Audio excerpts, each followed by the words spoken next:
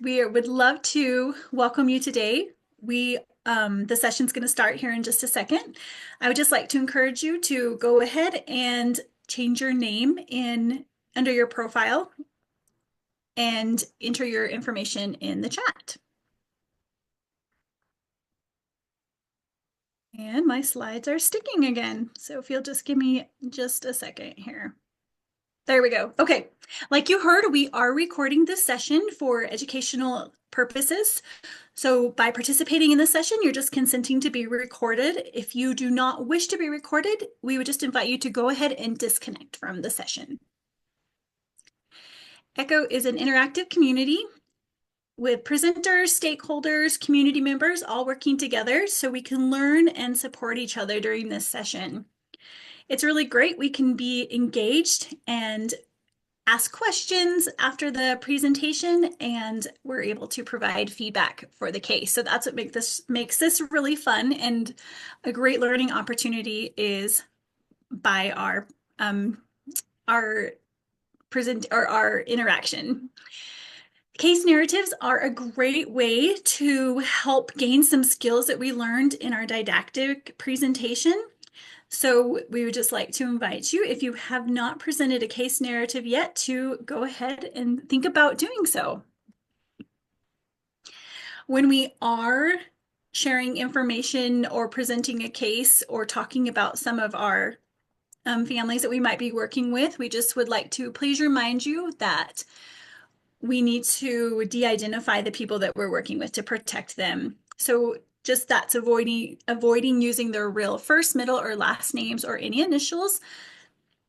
We do not identify family members, friends, coworkers, emails, etc. Just anything that might identify the person.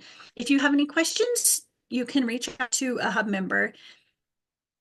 And the hub members are designated by the asterisks in front of their names. So just a few key components of an ECHO session. First, we will have a didactic speaker, which will be followed by a case presentation and feedback, where we'll be able to break out into small groups and have some discussion together. All right, just a quick tutorial on renaming your profile. We would just invite you to please go into your name and just click change it to your first and last name, your state, your job title, and your organization. And this just gives us a chance to get to know each other and to be able to work together. Hello, ma'am. Excuse me. Yes. Good morning to you, ma'am. I'm Babhu from India. Welcome. Thank you, ma'am. I just We're glad wanted to to ask have you. you. Sorry. We're glad to have you today. Thank you, ma'am. One thing I want to ask, I have missed the last sessions. I will be joining that today and next sessions also. I Great. just want to ask, is the certification would be done to me also, Is it what? as I'm I sorry. have missed the last sessions? Yes. So these will all be recorded and you will be able to go back and access this one and All also right, any of them in the past as well. ma'am. Yes, great question. Thank you. If during the presentation, if you have a question, you can also use the raise your hand feature in Zoom that we've all pretty familiar with, as we've all been on Zoom here for a few years, thanks to COVID. Pre-registration. So pre-registering for the ECHO sessions just allows you a chance to receive the materials sometimes in advance, or you can access them after. So if you would like to pre-register, just go ahead and do so by emailing projectecho@usu.edu, and we will get you set up for that. A great thing about our ECHO sessions is this is a wonderful way that you can earn some sorry, my brain is freezing, but the CUs. So if you would like to do that, you can earn those professional development credits. So to do that, we're going to have an evaluation form that you'll just need to click on. That link will be dropped in the chat multiple times throughout our session today. But go ahead and click on that, and You'll need to do that. And then also you can pre-register for the sessions, and that could help speed that process up. A little bit about Canvas. Canvas is just the platform that we use that helps you prepare for the sessions and also come back and review and implement the things that we talked about. So this is where if you do want to watch these recordings again, this is where they'll be. And also the slides from our presenter will be up there as well. And to do that, just go ahead and email us again at projectecho@usu.edu, and we will help you do that. I would just like to give another plug for our case studies. After our didactic speaker today, we will have a case study. This is a wonderful opportunity where we get to share information about real life situations. You're able to hear from your colleagues about different recommendations that they might have and have valuable feedback to take back and apply. This is an awesome opportunity to have some really good discussions. And a really neat thing about this is that if you have a question, you will get some really great recommendations that we will put together and get back to you. So you can have some great things to use in your daily practices. So if you're interested in doing that, we would just love for you to reach out to us. All right. We are on a lot of social media, Facebook, Instagram, LinkedIn. If you're interested, we'd love to encourage you to follow us there. All right. And thank you for participating with us today. We are so grateful to have our presenter, Breanna Loveland, with us. She came from CAPSA here to speak with us today, and she is going to speak with us on the topic of consent.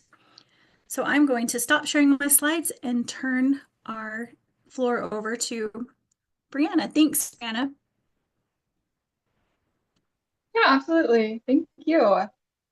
Okay, we're going to get started. If at any point you can't hear me or something's going wrong, please let me know. Sometimes the headphone speakers that I have kind of stop working. So definitely let me know if that starts happening. But we're going to just get started. So thank you for being here today. My name is Breanna Loveland. I'm a prevention educator at CAPSA in Logan, Utah. We're going to talk about something that's really important today, and that is consent for individuals with disabilities.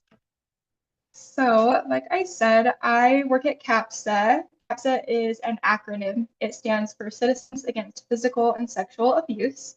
We are the local abuse crisis center for Cache County, Rich County, and Franklin County in Utah and Idaho.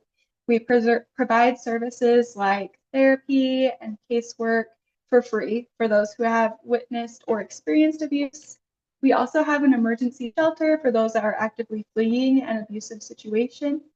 I am on the prevention education team, so I travel to schools, community groups, and events around our service areas and provide instruction from our curriculum that includes things like healthy relationships, healthy communication, and upstanding. If you don't live in the Cache, Rich, or Franklin County areas, you're still more than welcome to call our hotline to be connected with resources in your area that can help. And then to ensure that we all have a clear understanding and are aligned in our expectations, I just want to establish some group norms for our time together. So the first is respect for different opinions. We're a diverse group with unique perspectives, so it's natural that our opinions might differ. So it's perfectly okay to disagree, but it's important that we do so respectfully. So let's try to create a space where all viewpoints are heard and viewed. The second is that all questions matter. Every question is important, and there's no such thing as a dumb question.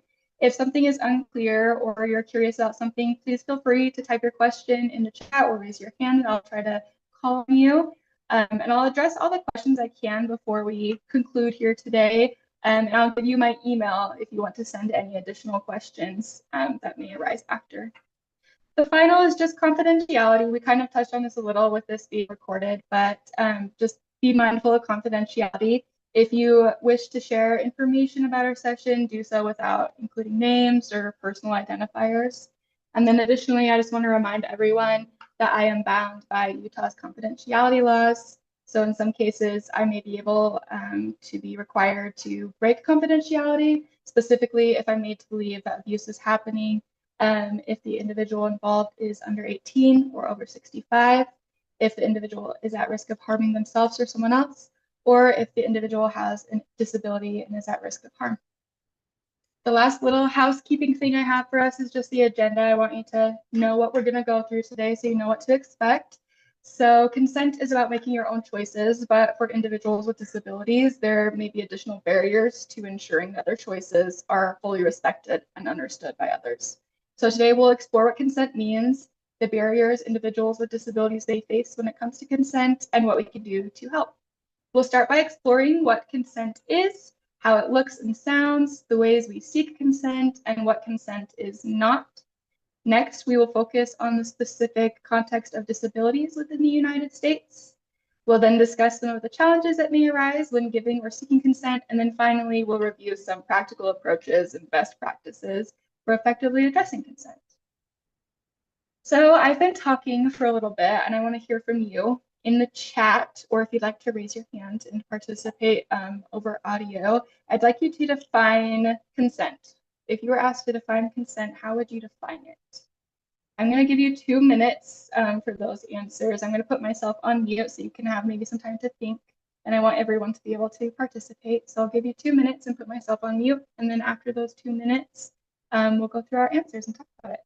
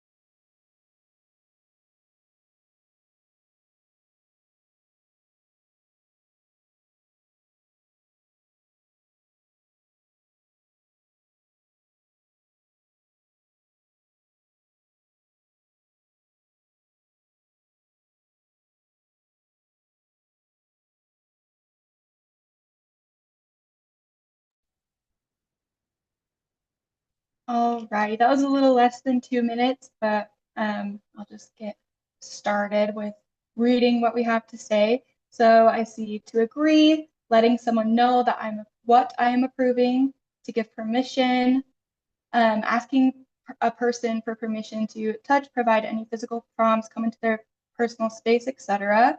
To give permission, a yes that is freely given, reversible, informed, enthusiastic, and specific. Yes, we're going to talk about that acronym. Knowingly agreeing with a choice that is presented to you or giving permission. Lots of people saying permission. Giving a yes to those that can share, touch in places. We give a yes to such as social media and to parts of the body. And then consent is when someone agrees, gives permission, or says yes to someone. It's especially important when talking about sexual activity. And then we have our FRIES acronym posted under that, which we will be talking about. Okay, and then yes, giving permission. So I'm going to go to our definition of it, and this is from an advocacy standpoint. And so this is not necessarily a legal definition of consent, but consent is permission for something to happen or an agreement to do something. Any person, no matter who they are, no matter what they're doing, they have the opportunity to say no. So any person has the right to say no or stop an activity at any time when it involves their body, their personal boundaries, or participation in something optional. And I just want to make some clarifications just so we're all on the same page. So consent doesn't apply to responsibilities or obligations such as chores or homework or agreed upon duties. So I'm not going to call into work and say, I don't really give consent to giving the presentation I was scheduled for today, so I'm not going to show up. That's not what consent is. Consent is other agreed upon duties, so things like chores and homework. Okay, so those do not apply when we're talking about consent. Consent applies to your body, personal boundaries, or participation in something optional. And then just to touch on the second point, again, anyone can say no if they don't feel comfortable with something. It might be difficult, it might feel scary, it might feel awkward, but it's okay for any person to say no. And then finally, it's important to remember that someone can say no to you too. And there should be respect both ways. You should be able to say no, and this other person should be able to say no as well. And this came up in the chat quite a bit. We're going to touch on it. So at CAPSA, we like to just take the discussion just a little bit further with consent by using the acronym FRIES to break down what true consent looks like. So F stands for freely given. Consent must be given without pressure, force, manipulation, or the influence of substances like alcohol or drugs. And it's important to remember that a no isn't always verbal. It can look like silence, hesitation, pulling away from physical contact, or saying maybe. Those are not forms of consent. R stands for reversible. Anyone can change their mind at any time, even if they've consented to something before or are in the middle of an activity. I stands for informed. Both parties must be honest and upfront. Consent is only valid when all parties know exactly what they're agreeing to. E stands for enthusiastic. Consent should come from a place of genuine excitement or interest. If someone isn't fully into it, that's not consent. And then finally, S stands for specific. Saying yes to one activity doesn't imply a yes to others. Consent is specific to each action and situation. Are there any questions that you have so far with anything that we've talked about? I'll give you just a sec if you have any questions in the chat. I just want to make sure that we get the questions answered before we move on to new topics. And then I would just put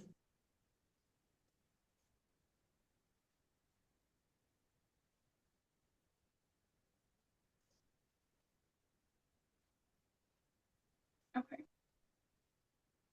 Someone started talking, but then you stopped. If you have a question, you can totally type it in the chat. I'm going to move on, however.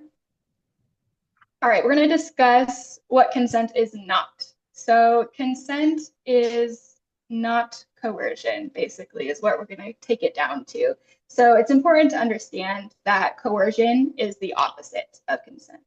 Coercion involves pressuring, manipulating, or forcing someone into something that they haven't freely agreed to, like the F in our FRIES acronym. So we're going to take a look at some of these forms. We're going to define them and give an example of each of them. So lies are false statements made with the intent to deceive. An example would include saying things like, I love you, without truly meaning it to get what you want. Threats are statements that indicate harm or negative consequences if someone doesn't comply with a demand. For example, if you don't kiss me, I'll find someone else who will. Pressure is an attempt or attempts to persuade someone to do something, often in a forceful or stressful way. Statements like, just this one time, it will be okay, please, are attempts to wear someone down, and this is not consent, that's coercion. Blackmail is trying to make someone do something by threatening to reveal damaging information about them. For instance, if you don't kiss me, I'll tell everyone you did it. We have a few more that we're going to go through. So intimidation is making someone feel scared or anxious, and this could include trying to shame someone, such as saying, you're such a baby, when are you going to grow up? Bribing is when you offer money or gifts to persuade someone to do something you want. This might look like expecting something in return for favor, such as, since I bought you dinner, you have to hug me before you go inside. And then force is when you physically use your power to make someone do something against their will, and physically compelling someone to do something that they don't want to do is not only coercion, but also constitutes sexual assault, and it is illegal. So these are the forms of coercion that we're going to just kind of take a look at and think about. So when someone is doing something such as blackmail or intimidation or lying or threatening you, that is not grounds for consent. If someone pressures you for something and then you say yes after they've pressured you multiple times, that is not a real yes unless you are freely giving it. It's reversible. It is enthusiastic, and it is specific. So if they do not fall under those things, it is not consent. Do we have any questions about coercion or the forms of coercion?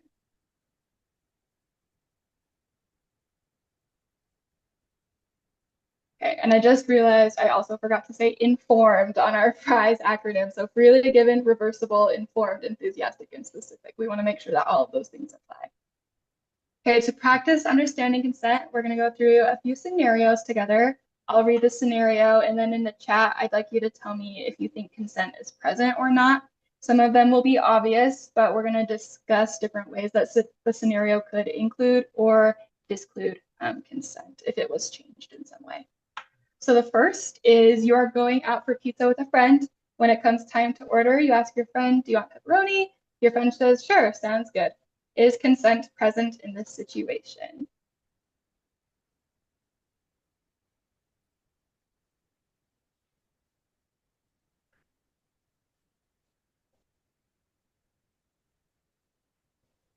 Okay, seeing some yeses, some clapping, consent. Yes, this is absolutely consent. So what if your pizza comes out after you've ordered it and there's a hair in it or there's olives on it? Is consent present then?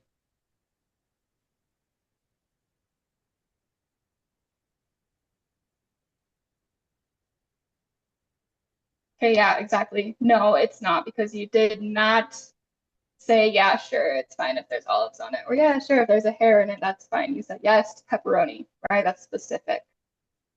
Okay, our next situation is one person asks the other if they can kiss them. The other person says yes, they kiss and enjoy it. This is one of the obvious ones. We have 3 scenarios, and most of them at first are pretty obvious. Seeing lots of yeses, right? So this person asked if they could kiss them. They said yes, they enjoy it, it's great.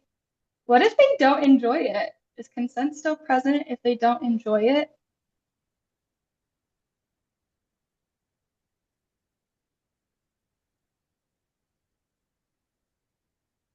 Okay, I'm seeing mostly yeses. Okay, so yes, even if they don't enjoy it, that consent was given to kiss that person. So maybe that tells you you don't want to do it again. But if someone asks someone that they can kiss them, they say yes and they kiss. Even if they don't enjoy it, that person said yes. Okay, and so still yes. Okay, but probably not ongoing, right? That point got brought up in the chat. Yes. So if you kiss someone and you don't enjoy it, makes you feel weird, you don't like it, you do not have to do it. Okay. What if they did more than just kiss? So they kiss and enjoy it, but then it turns into something more. Is consent present then?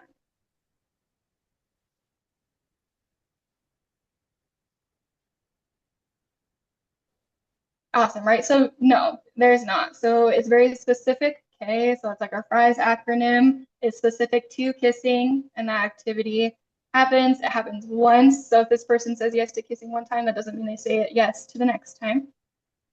Okay, and then our final one is Noelle asks Joe for a hug, but Joe declines. Noelle insists, saying, please, I really want one. Joe responds, I just don't feel like it right now. Noelle then says, don't you like me? It's just a hug. Joe eventually agrees and feels okay about it. Is consent present in the situation?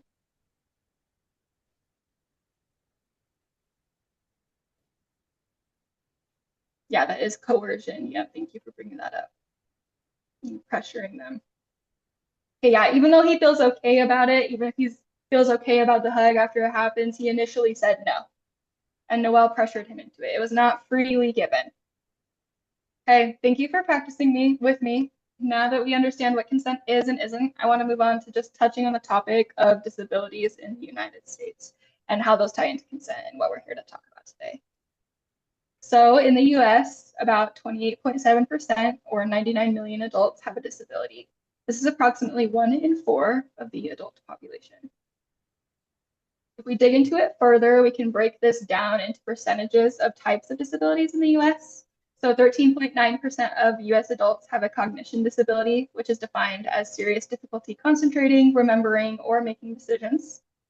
12.2% of US adults have a mobility disability, which is defined as serious difficulty walking or climbing stairs. 7.7% of US adults have difficulty doing errands alone, which would be an independent living disability. 6.2% of US adults have a hearing disability, which constitutes deafness or serious difficulty hearing. 5.5% of US adults have blindness or serious difficulty seeing, which is a vision disability. And finally, 3.6% of US adults have a self-care disability, which is defined as difficulty dressing or bathing. So with 99 million adults in the United States living with some form of a disability, it's clear that a significant portion of our population faces unique challenges every day. These challenges aren't just physical or medical, they also affect how individuals navigate important decisions in their lives. One key area where individuals with disabilities often encounter difficulties is in giving informed consent. Consent, whether it's for medical treatments, legal agreements, or personal decisions, requires a clear understanding of the information at hand and the ability to make decisions voluntarily and independently. Unfortunately, for many individuals with disabilities, the barriers to giving consent can be significant. So I'd like to hear from you again in the chat. How would you define barriers? We're not going to do examples quite yet. I'd just like you to know, how would you define a barrier or barriers? How would you define that?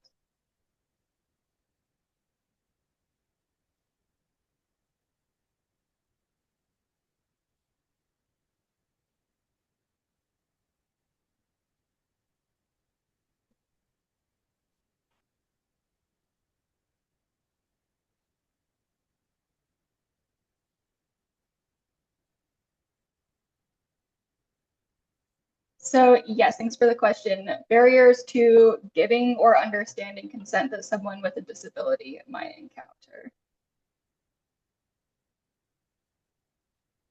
Things that make it difficult to get the desired end result, setting a personal thing for yourself and not worrying about the rest, like my time during hobbies, something restricting movement. Guardianship creates a barrier. Yes, we're going to talk about that in just a moment. Restricting movement. The phrase or vocabulary may be difficult for the individual to understand. Absolutely.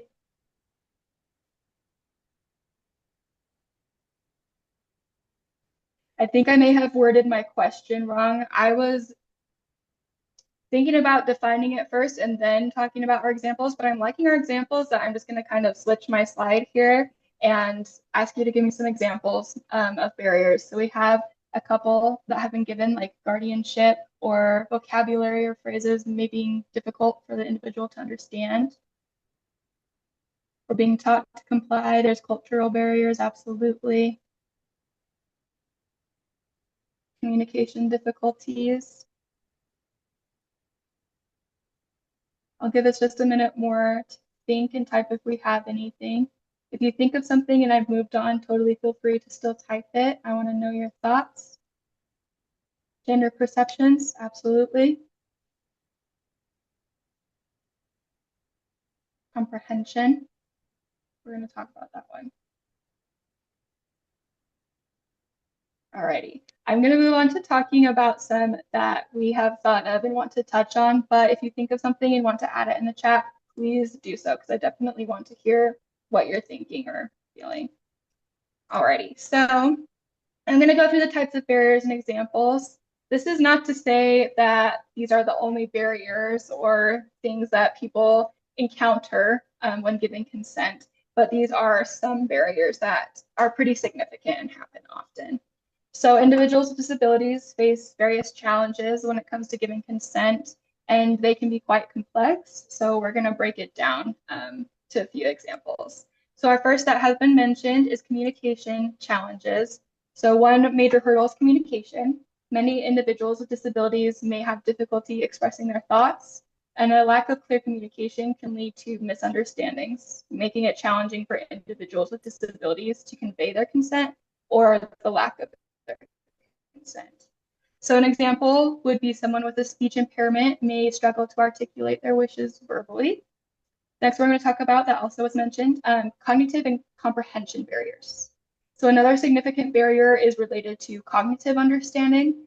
Individuals with cognitive disabilities may have difficulty processing complex information, which can hinder their ability to understand what they're consenting to. If the information is not presented in a clear and accessible manner, it can lead to confusion and ultimately result in invalid consent. So an example of this would be understanding medical vocabulary or the risks and benefits of a medical procedure or the implications of a legal agreement. Next is lack of training for professionals. So there's also a systemic issue at play. Many professionals, such as doctors, nurses, lawyers, social workers, might lack training on how to effectively support individuals with disabilities in the consent process. So without proper knowledge and skills, these professionals may inadvertently overlook the unique needs of individuals with disabilities, which leads to inadequate support during crucial decision-making moments. So for instance, a healthcare provider might not know how to explain a procedure in a way that is accessible, which can leave the patient feeling uncertain and unable to give informed consent.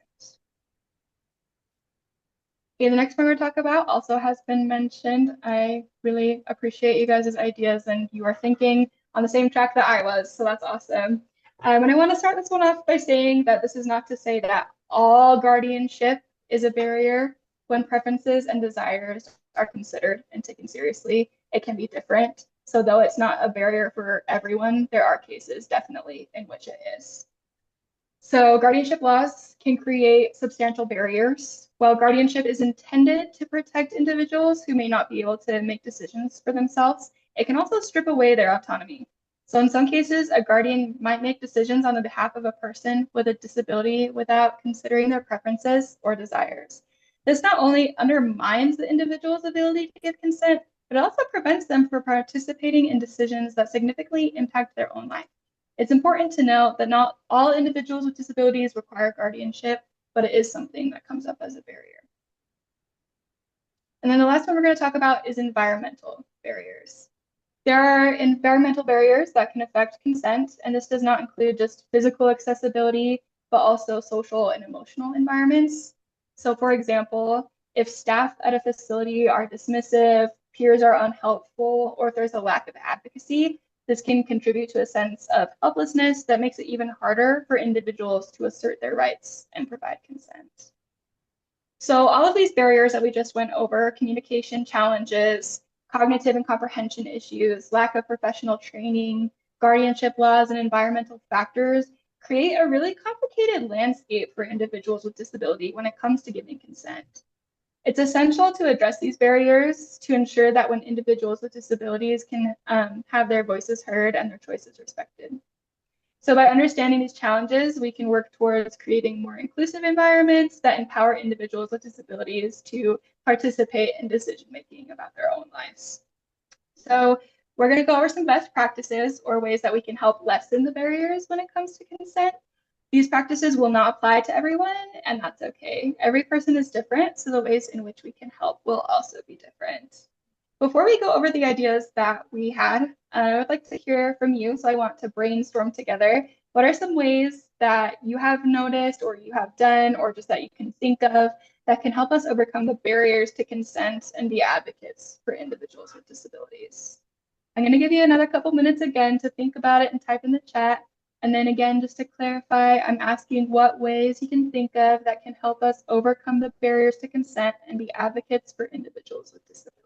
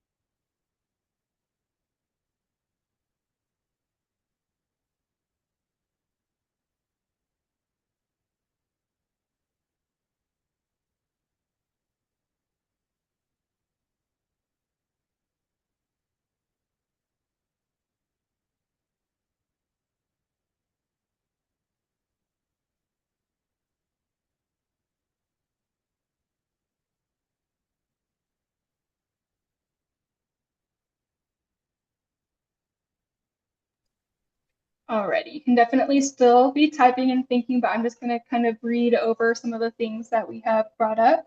So education for guardians and caregivers, ongoing discussion, education, being creative in your approaches. One size approaches don't work in every situation, absolutely.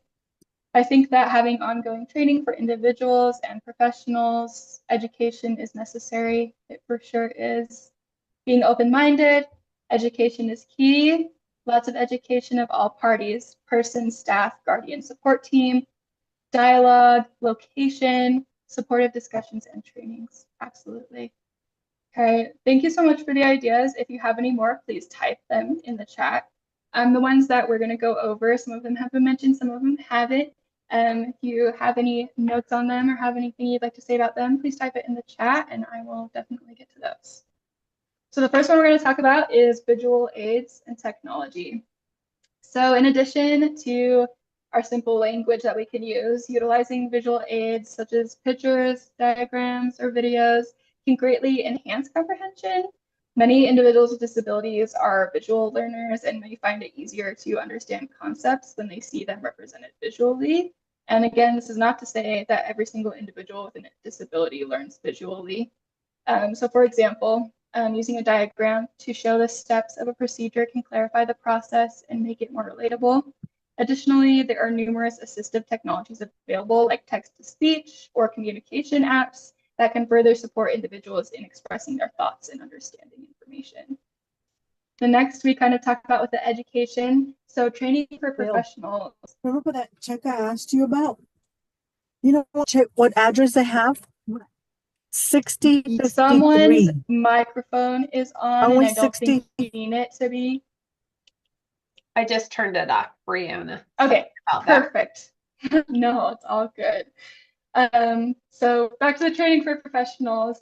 This training can focus on different types of disabilities, effective communication techniques, and ways to promote autonomy and respect.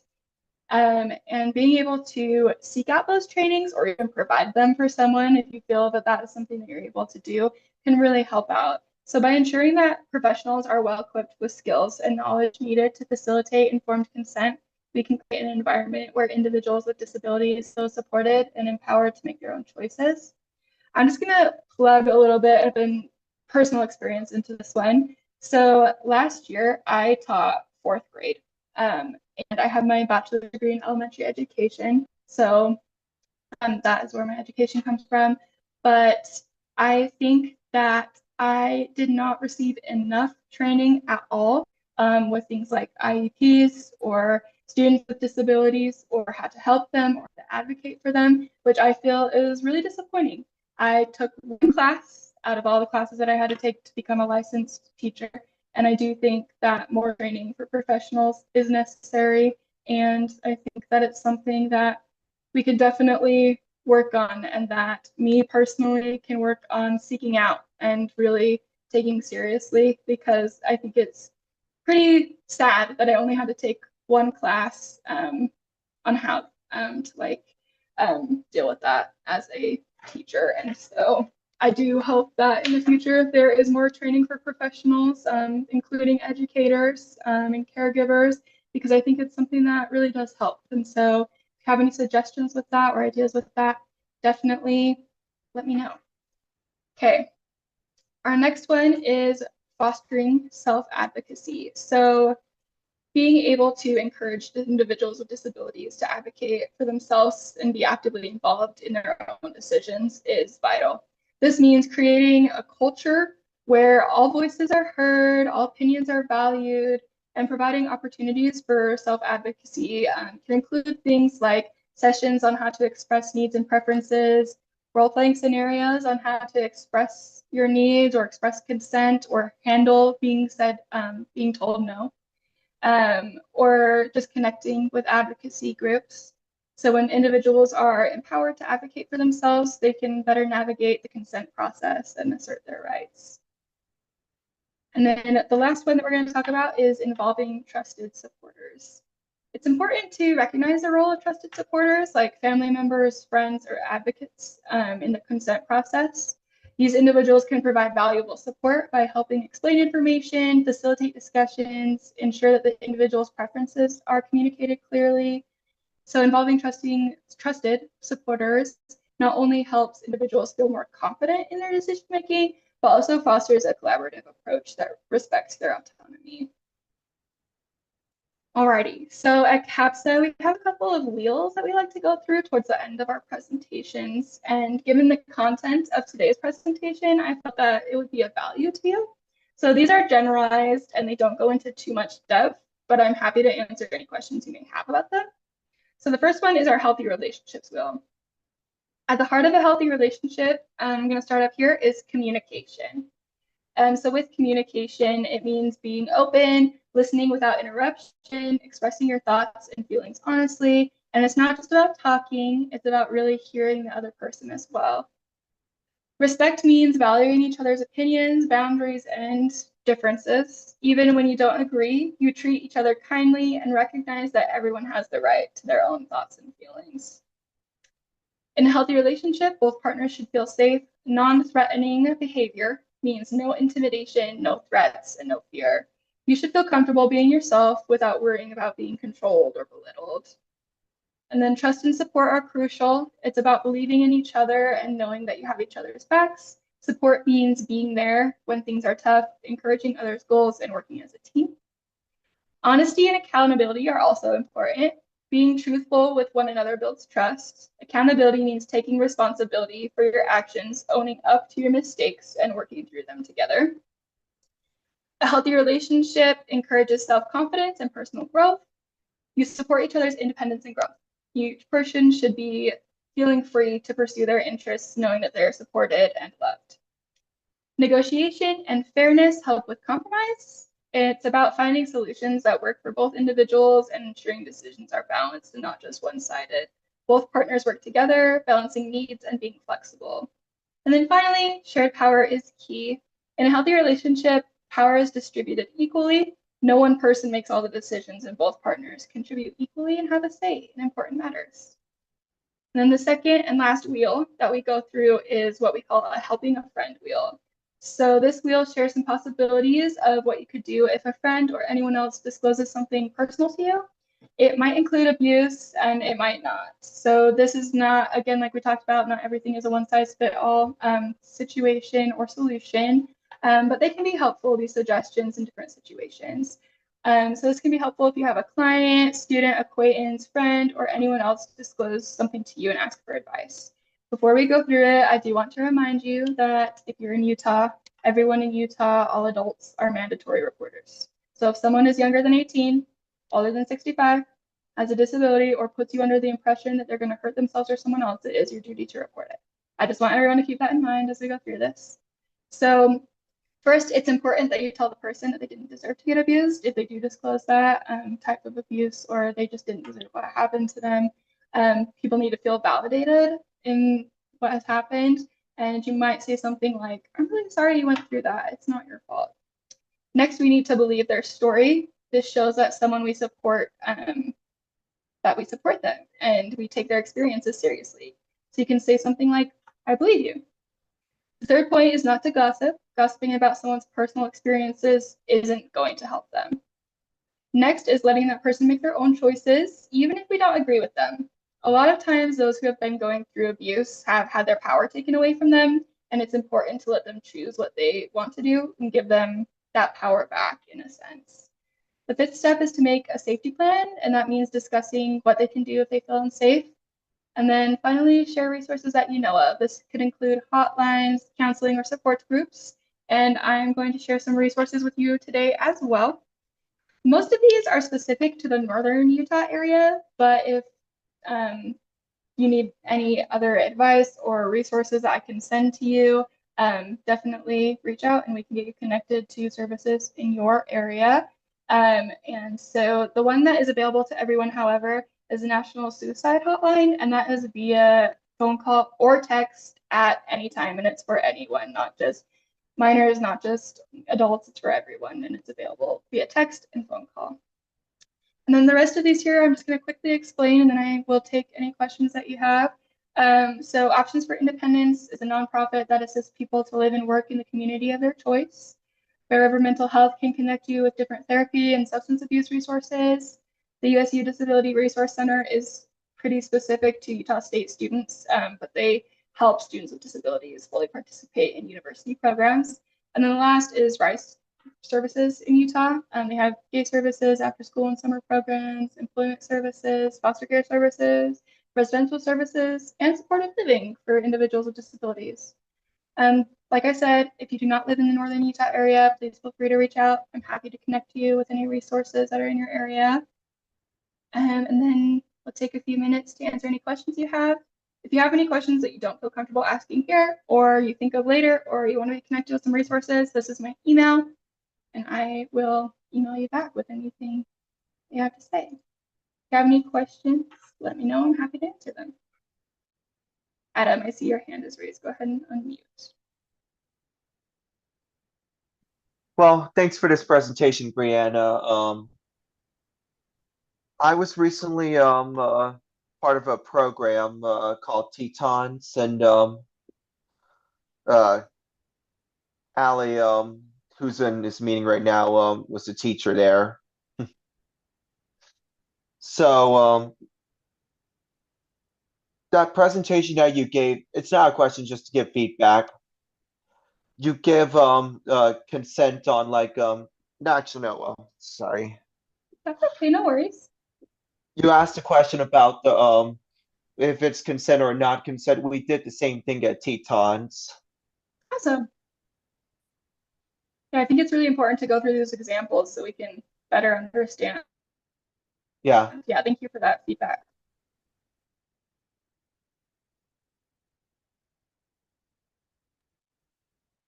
Breanna, I had a question. Yeah. Do you know how often at CAPSA you work with people with disabilities that come in needing your services? That is a great question. I do not believe that is a very high population at all. I do think that it, majority of the time, is women who come in, and usually those women are fully able to participate in those things, and they don't have any disabilities. And so I do think that it is quite a small population that we work with. But we are happy to help anyone through anything. So.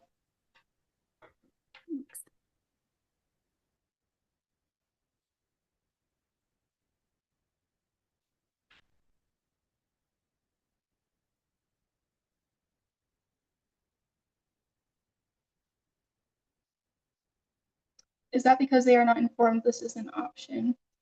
So we try really hard to spread the word that we are here, we are around, we go to different community events, we go to different schools. We really try to get our message out through like social media. We try our very best. There are going to be some people who don't know that we're available, but if you know anyone who could use our services, absolutely refer them to us. You can research us. You can call us at any time. We do try very hard to get the word out though and let people know that we're here for them.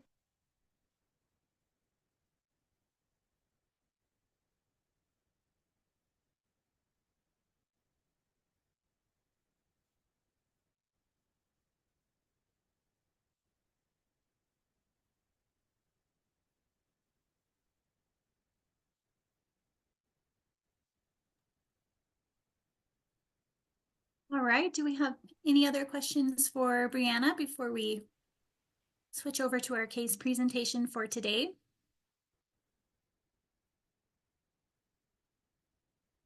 Awesome. Well, Breanna, that was an amazing presentation. So much good information.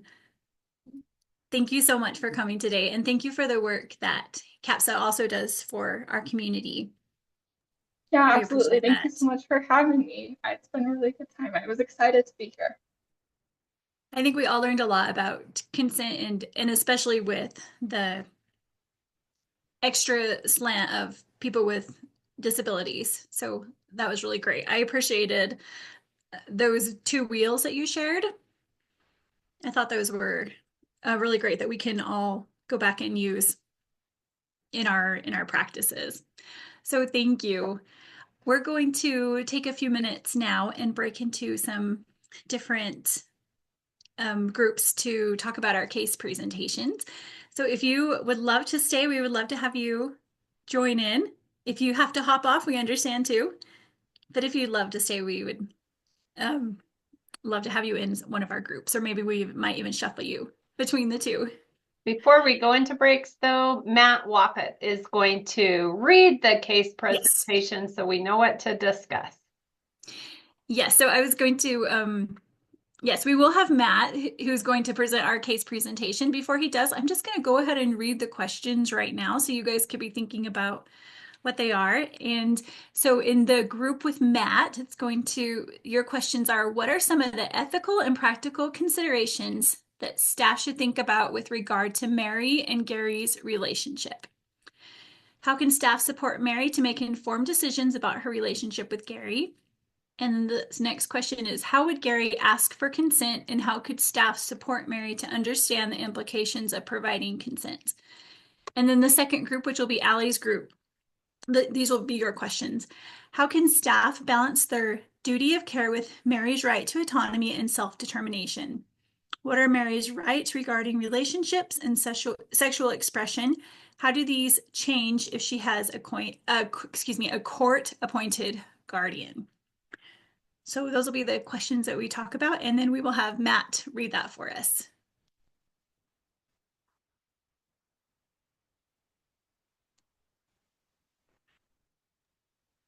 Matt, I can You're a bit muted. see you're talking, but you're not, we can't hear you. Yeah, Matt, you're muted.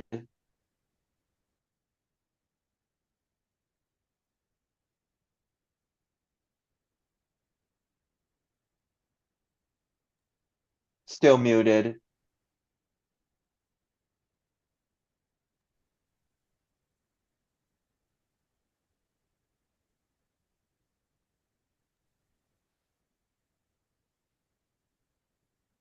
Hear me? Now we can, yes. Okay, you can hear me now? Yes. Okay, I am Yes. sorry. I do not know why my microphone is not working. So I was saying these questions are going to make a lot more sense after you hear the case study. So let me share my screen so that you can read it along with me, if you would like. So this is a case study that we took from a research project that was conducted in Great Britain a few years ago.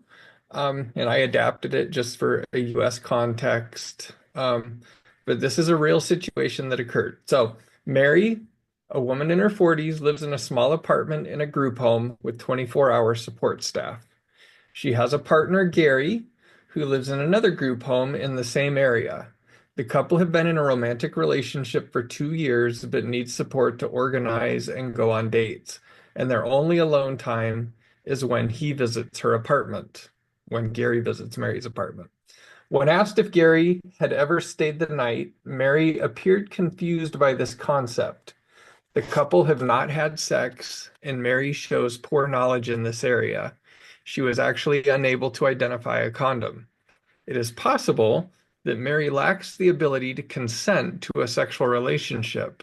However, she reported enjoying a physical relationship, which includes kissing and cuddling.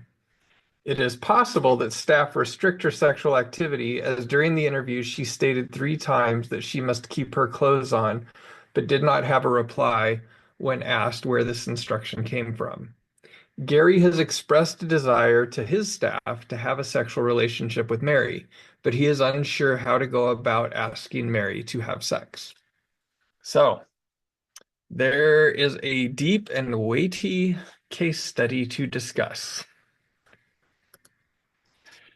Thank you, Matt. All right, we will split off into our different discussion groups. We'll be there till about 1:25 or so, and then we'll come back and have a short recap of what you guys talked about. So you should be seeing your rooms to join. Thanks, everyone.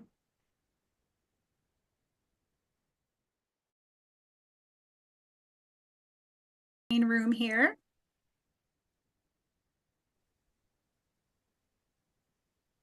All right, looks like we got you all back.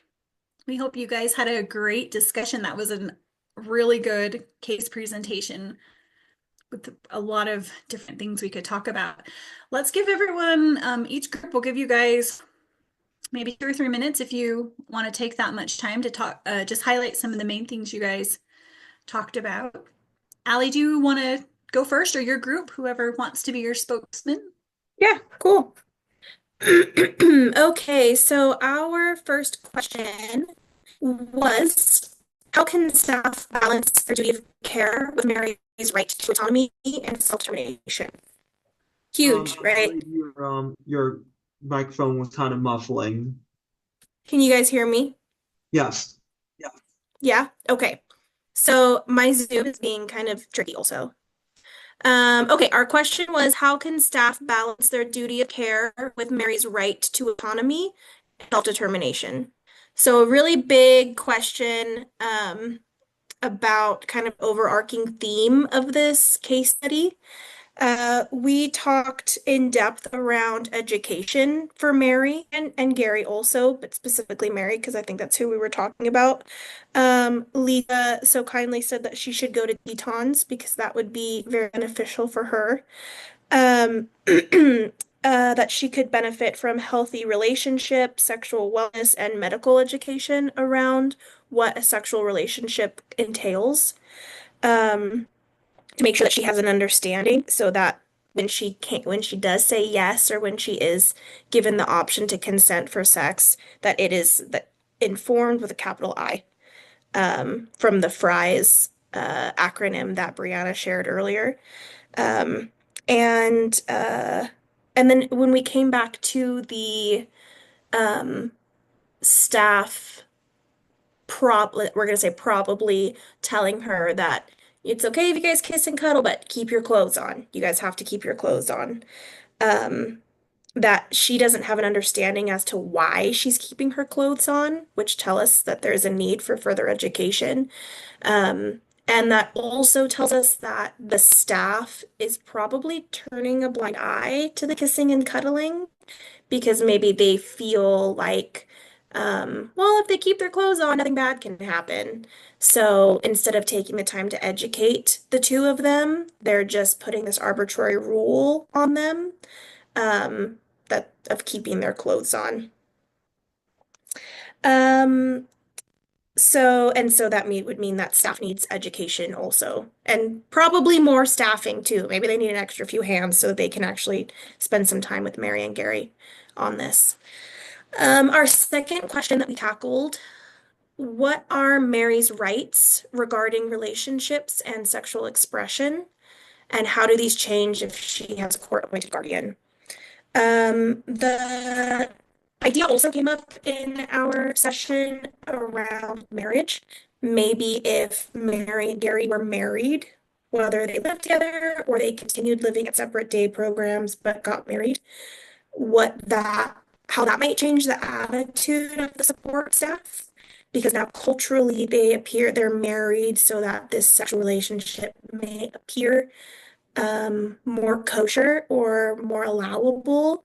But that's not the case because marriage doesn't equal consent. And then the idea was also brought around the financial and support implications that they may face if they did decide to get married because they might lose access to a lot of support. Her sexual rights and Gary's sexual rights remain the same, regardless of having a court-appointed guardian or not.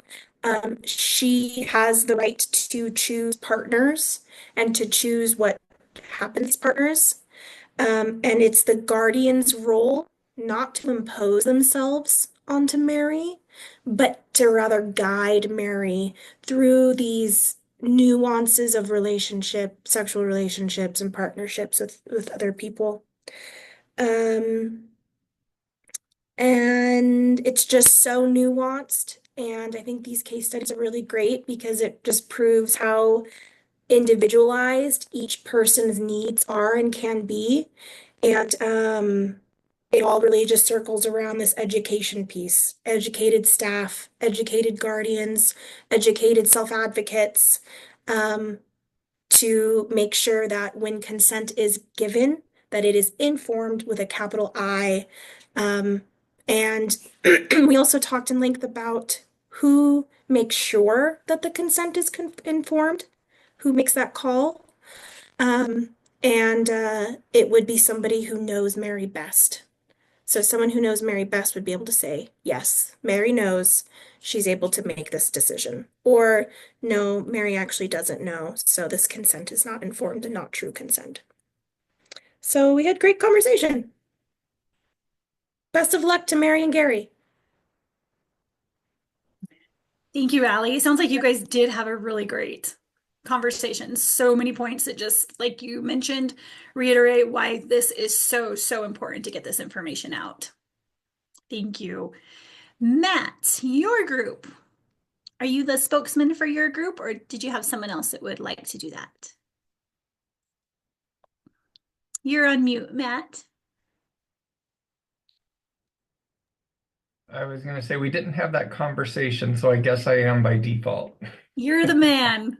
Yeah, but well, if anyone from my group wants to jump in, you're more than welcome to jump in. So our questions was number 1 and 2, the ethical and practical considerations staff should think about, similar to what the other group talked about, the importance of training and education came up regularly, and just making sure that that training includes, right, that content delivered in a way that's accessible, that's plain, using right visual cues or whatever it takes to kind of explain the concepts that Mary needs to understand, right, in order to provide consent. We talked that you have to be creative, and that staff need to play an important role in that, given that Mary's in her 40s, there's the potential that staff are the primary caregivers in her life, and that staff are the ones who need to take some ownership potentially of that process. Although, knowing the turnover and the issues we have with direct support staff, that can be challenging. And a lot of times direct support staff don't always have the content knowledge or the understanding that they need to do this well. And so making sure that you're bringing people in who have the ability to present this information right in an accessible, easy to understand, and coherent way is important. That may be staff, it may be somebody else who needs to do that. Number 2 was an interesting one. How would Gary ask for consent? And how could staff support Mary to understand the implications of providing consent? And that one kind of draws upon what I just said. A lot of it depends on who the staff are and how comfortable and how competent they are to support them. I think Stephanie said it's a very deep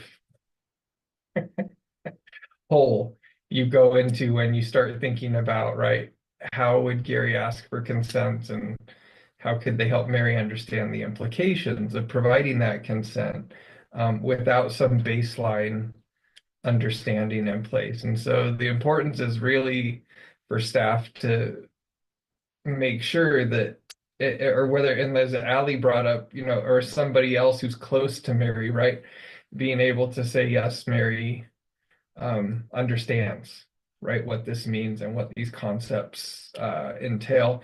And right at the end, I was bringing up the importance of supported decision making, right, helping folks really understand how do you support somebody, not direct, but support somebody in making their own decisions and understanding the implications of those decisions. And anyway, that's a whole other conversation. But I don't know, did I capture it mostly? Kristen, Stephanie, Adam, Yes. anything I forgot? No, I think it was good. No, but I do think we just touched on this, Matt, just a second, was that the dude, what was his name, David? Gary. Sorry, he was David in my mind. Good, there you go. David, Gary, Tom Cruise, whoever. He also, needs to understand what it means when if she says, what his behavior and responses will be or should be, or how he will react, that should be a discussion if she chooses to not give consent. Right. Absolutely. And I think one of the other things that came up too was, right, what happens if one of them doesn't like what's happening, right? Helping the other person know that, that's okay. And it doesn't mean that, that's okay. And that you can continue to have a relationship and you can continue to, be friends and all that, even if somebody doesn't want to go where you may want to go. So. Right. Fun time. Fun. Thank you so Oh, much such for fun your conversations. like so important. It's so important. And it seems like the general theme is just definitely education. It helps create extra fulfillment for people with disabilities, but also it prevents abuse when they're empowered to know. Thank you so much. Thank you again. Thank you everybody for participating today. A big thanks to Breanna again for her presentation. Thank you, Matt, for your case presentation, for all of you for being here. Just a quick reminder, if you would like to have access to Canvas, I'm going to shoot our email over, projectecho@usu.edu. Just send us an email and we can get you linked up with that so you can have access to the recordings, to the case presentation recommendations, and to the slides from our speaker today.